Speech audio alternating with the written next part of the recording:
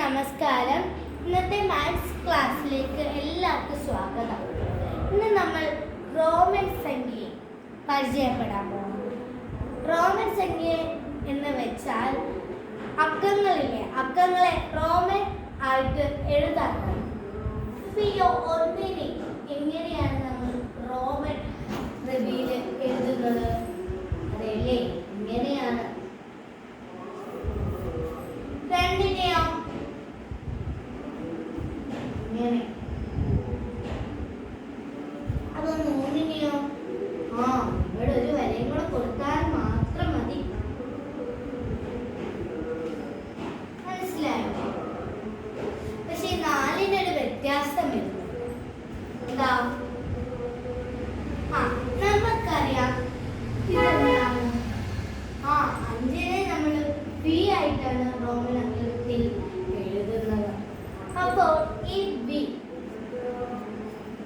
നമ്മൾ ഇവിടെ ഈ ഒന്നില്ലേ ഇങ്ങോട്ട് എഴുതിയാൽ എന്താ?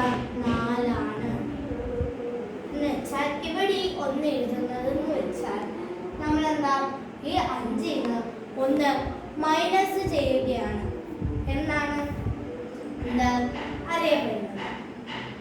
അതിന് നമ്മളിപ്പോ പഠിച്ചു ബി. പിന്നെന്താ?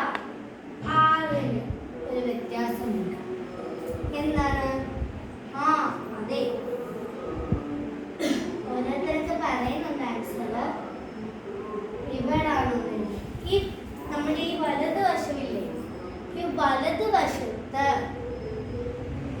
ഒന്ന് വരികയാണെങ്കിൽ ഒന്ന് എന്താ ഈ അഞ്ചിന്റെ കൂടെ ഒന്ന് കൂട്ടുകയാണെന്നാണ് നമ്മൾ വിചാരിക്കുന്നത്. പക്ഷേ ഈ നാലിലെ ഈ അഞ്ചിന്റെ ഇടത് വശത്ത് ഈ ഒന്ന് നിന്നാൽ അഞ്ചിന് ഒന്ന് മൈനസ് ചെയ്യാനാണ് പറയുന്നത്.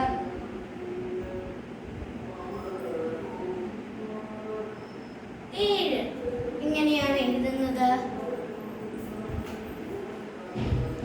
വ്യാസമുണ്ട്.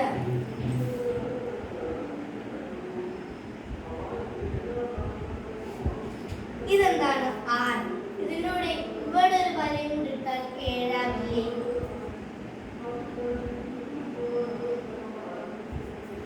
പിന്നെ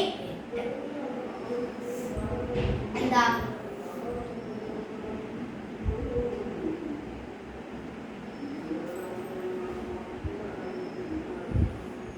മൂന്ന് വര. ഈ അഞ്ചിന്റെ കൂടെ മൂന്ന് കൂട്ടിയാലാണ് എന്ത്?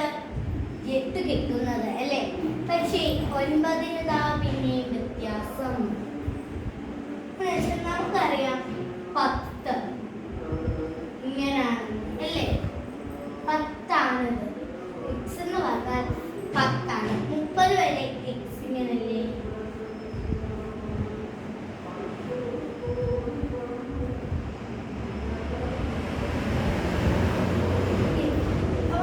നമുക്കറിയാം 10 ഇതാണെന്നല്ലേ?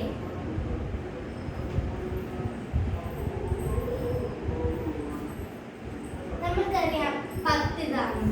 അപ്പോൾ നമ്മൾ നേരത്തെ 4നെ കണ്ടില്ലേ?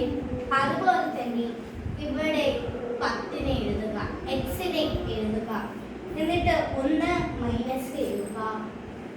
അപ്പോൾ എന്താണ്? 9. നമുക്കറിയാം 10. അങ്ങനെ നമ്മൾ ഇതുപോലെ ഇങ്ങനെ എഴുതുകയാണ്. പക്ഷേ 20 ആകുമ്പോഴോ 30.